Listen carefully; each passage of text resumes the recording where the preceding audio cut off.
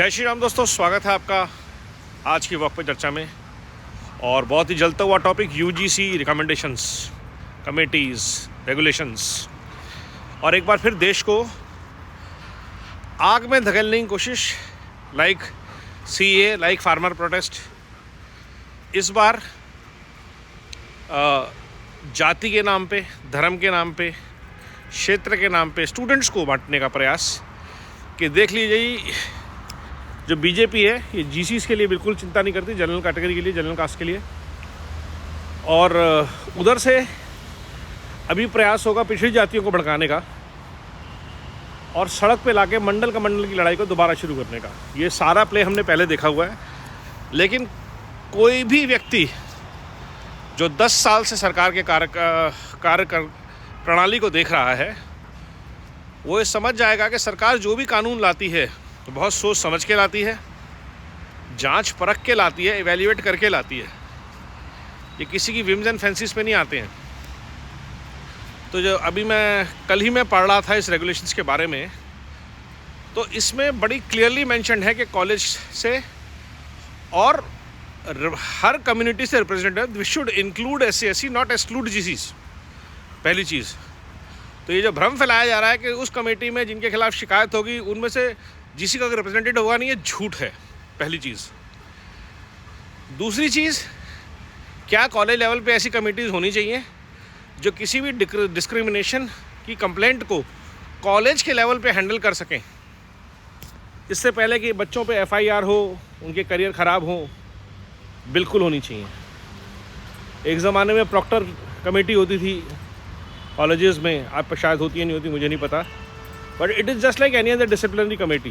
क्योंकि आज के ज़माने के हिसाब से हमारे एजुकेशन इंस्टीट्यूशंस में, हायर एजुकेशन इंस्टीट्यूशन में पढ़ाई की जो रेलिवेंस है वो कम होती जो जा रही है। उसका सीधा हमें आउटपुट दिखता है कि जो बच्चे हैं, जो स्टूडेंट्स हैं, 70% students are not able to find relevant jobs because the quality of education, the quality of interactions in the campus are not good. Such kind of committees will bring in discipline. Instead of pulling legs, the students should start supporting each other. Instead of using foul, abusive, discriminatory language, they will focus on knowledge interactions. तो ये UGC को लेके भ्रम फैलाया जा रहा है, मुझे इसमें साफ तरीके से, जैसे फार्मर प्रोटेस्ट के टाइम पे किसानों के हित में बनाए गए कानून को गलत बता के किसानों का बेड़ा गर्क किया गया और किसी का फ़ायदा नहीं हुआ। कुछ लोगों ने 1 साल तक प्रोटेस्ट चला लिया, शायद ये प्रोटेस्ट भी ये लोग 3 महीने 6 महीने चलाना चाहेंगे। तो सरकार को इमीडिएटली फार्मर प्रोटेस्ट से सीखते हुए, CA प्रोटेस्ट से सीखते हुए डेली लेवल पे प्रेस कॉन्फ्रेंस करनी चाहिए।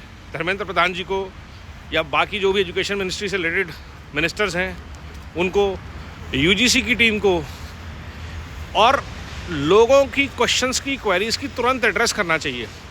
और अगर कोई भी एक्ट ऐसा है जो मिसयूज़ किया जा सकता है उसको तुरंत अमेंड किया जाए। लेकिन किसी भी कीमत पे भारत को इन चीज़ों से बटने देने का प्रयास रोकना पड़ेगा। जाति के नाम पे, अगड़े पिछड़े के नाम पे, क्षेत्र के नाम पे, भाषा के नाम पे भारत को बंटने और कटने नहीं देना है। ये बहुत इम्पोर्टेंट है, क्योंकि चाहे GC हो चाहे OBC हो, मैं हमेशा बोलता हूँ हर बच्चे को अच्छी क्वालिटी की एजुकेशन का एक्सेस होना चाहिए। आइडियली हर बच्चे को बिना बायस के पढ़ाई की राइट होनी चाहिए। बाकी उसके जो नंबर आएंगे उसके बेसिस पे आगे बढ़े। अगर आप पढ़ सकते हैं, आपको एडमिशन में कन्वीनियंस मिलनी चाहिए क्योंकि आप पिछड़ी जाति से आते हैं। अगर आप पढ़ नहीं पा रहे हैं, आपको 10-20% का ग्रेस मार्क मिलना चाहिए, यहाँ तक भी एक्सेप्टेबल है। लेकिन आप खुद सोचिए, अगर ऐसे डॉक्टर को MBBS की डिग्री मिल रही है जिसके नेगेटिव मार्किंग है, क्या आप उससे अपना इलाज कराएंगे? क्या आप ऐसे इंजीनियर के बनाए हुए पुल पे चलेंगे जिसके नेगेटिव मार्क आए थे और आपको पता चल जाए कि इस कंपनी ने ऐसे इंजीनियर्स को एम्प्लॉय किया है? मेरिटोक्रेसी मस्ट है, इसमें कोई कॉम्प्रोमाइज़ होना नहीं चाहिए। नहीं तो आपको एडमिशन मिल जाएगा आप पास भी हो जाएंगे लेकिन आपको जॉब मिलेगी इसकी गारंटी नहीं है। फिर आप जॉब के लिए रिजर्वेशन के लिए प्रोटेस्ट करेंगे और कंपनीज़ का, बिजनेसेस का बेड़ा गर्क होगा, देश डूबेगा। तो जो सहारा है उसको बेल बनाने की कोशिश ना करें। Reservation should be very very cautiously used by not just the government or the system but also the people who are using it. It cannot be a permanent tool.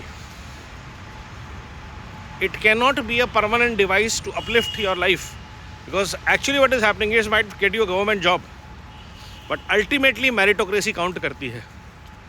अगर आप अच्छा काम कर रहे हैं, अच्छे नंबर से पास हुए हैं, नॉलेज अच्छी है, स्किल अच्छी है, आप जो भी काम कर रहे हैं, कोई आपकी जाति और धर्म नहीं पूछता, आपका क्षेत्र नहीं पूछता, आपकी भाषा मैटर नहीं करती।